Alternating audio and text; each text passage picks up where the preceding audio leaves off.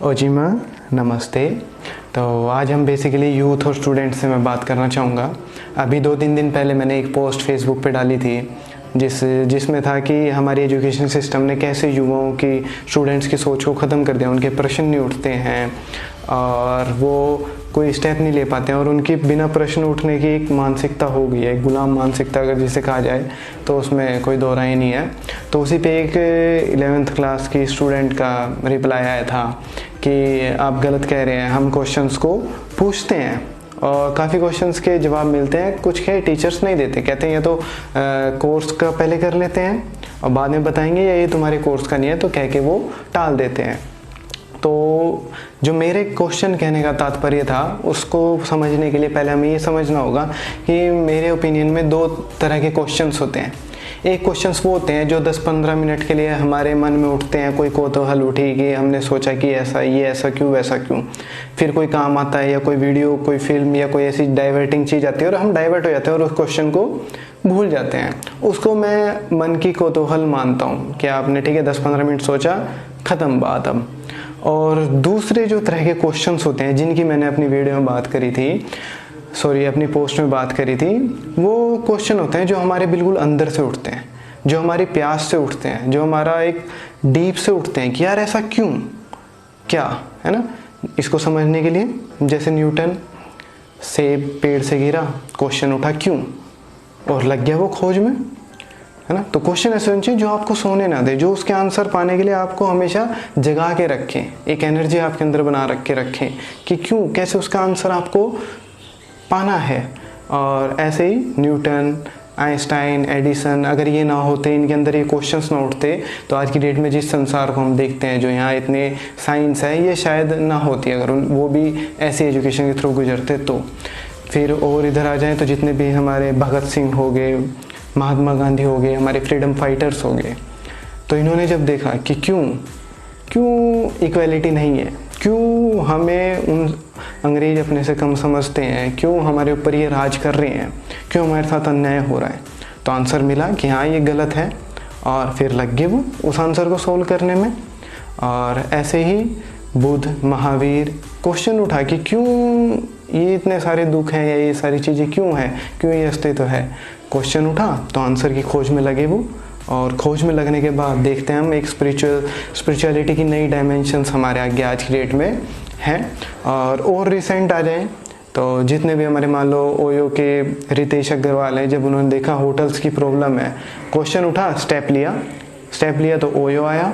ऐसे ही Steve jobs के मन में क्वेश्चन उठा कि कैसे हम इस जो टेक्नोलॉजी हमारे चारों तरफ है इसको कैसे और बेस्ट कर सकते हैं, और नैनो कर सकते हैं, तो उसका आंसर मिला एप्पल, आज की डेट में एप्पल। और ऐसे ही जुकरबर्ग के थ्रू फेसबुक आया, ओला, उबर, अमेज़न, जोमेटो, स्विगी, ये इतने सारे ऐप्स जिन्होंने हमारी लाइफ को ईजी कर दिया, एक चेंज लाए, चाहे वो स्पिरिचुअलिटी के स्तर पर हो, चाहे वो साइंस के स्तर पे हो, चाहे वो हमारी सर्विसेज के स्तर पे हो, चाहे वो और किसी स्तर पे हो। तो ये एक डेवलपमेंट का जो प्रोसेस है, इसलिए हमारी एजुकेशन होती है कि आपके अंदर ये क्वेश्चंस उठे और आप इन क्वेश्चंस के आंसर को खोजें। तो ये मेरे क्वेश्चन का मतलब था।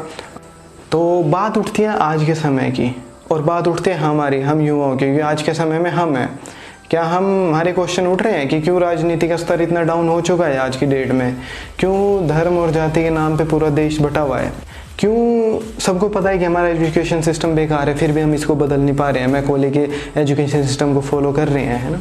क्यों हर साल 5 लाख इंजीनियरिंग ग्रेजुएट्स होने के बावजूद भी हमारी कंट्री सेल्फ डिपेंडेंट नहीं है, एक चाइना जैसे देश से हमें चीज़ों को इंपोर्ट करना पड़ रहा है, हमारे यहाँ नहीं है। क्यों ऊपर से नीचे तक सारा सिस्टम एक बिगड़ चुका है, गवर्नमेंट सिस्टम, क्यों इतना भ्रष्टाचार है, क्यों क्यों ऐसे पदों पे, महत्वपूर्ण पदों पे अयोग्य लोग बैठे हैं भ्रष्टाचार के कारण, क्यों एक जो गरीब आदमी है उसको अगर इलाज कराना है तो बेचारे की सारी सेविंग लग जाती है एक बड़ी बीमारी में, इतना महंगा इलाज है, क्यों। ये प्रश्न कभी आपके मन में उठते हैं और ये हर युवा के मन में उठने चाहिए आसपास की समस्याओं के ऊपर। और ऐसी हजारों खामियां हमारे चारों तरफ हैं और हमें इन खामियों का हिस्सा बना दिया जाता है, हमारे अंदर क्वेश्चंस नहीं उठने दिए जाते। पर एक बात ध्यान रखें कि जब ये क्वेश्चंस उठते हैं तो इन्हीं के आंसर में हमें पता चलता है कि हमारे जीवन का मकसद क्या है, हमें किस फील्ड में जाना है और हमें अपने जीवन में क्या करना है, जो एक काम जिसके लिए हमारा जन्म हुआ है। और फिर हम चुनते हैं हमारे स्वभाव के कारण कि हमें क्या बनना है। अगर ये स्वभाव पॉलिटिक्स का है तो पॉलिटिक्स में जाए, कि मैं जाऊंगा पॉलिटिक्स में और अपने भारत को मैं कैसे और निखार सकता हूँ, कैसे और अच्छा कर सकता हूँ, कि पॉलिटिक्स एक अहम भाग है।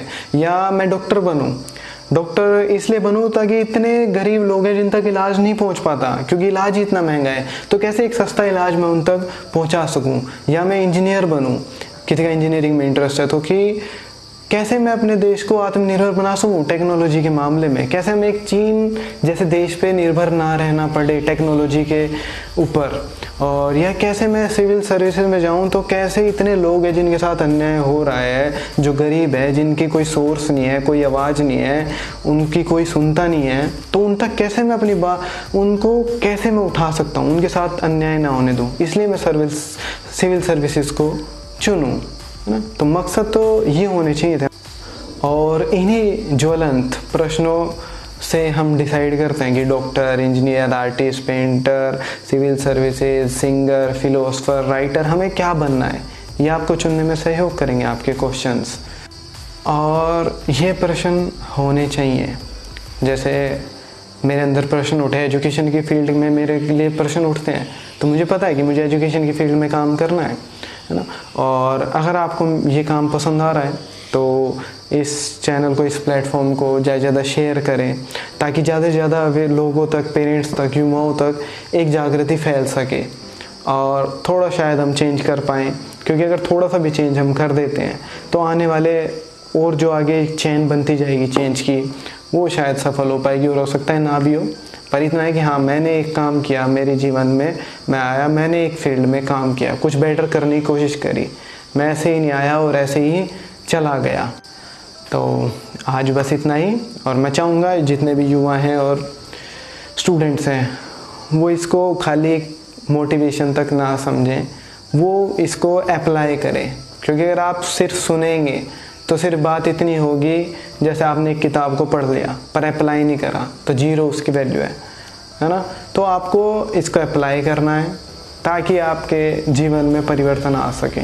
और ये बातें स्कूल्स में होनी चाहिए थी जो मैं आपसे कर रहा हूँ, इसलिए चैनल भी है ताकि यहाँ पे लोग सीधा स्टूडेंट से कन्वर्सेशन कर सकें, उनको बता सकें, कुछ और डायमेंशंस भी उनके आगे खोल सकें, उनके जीवन को एक मकसद दे सकें।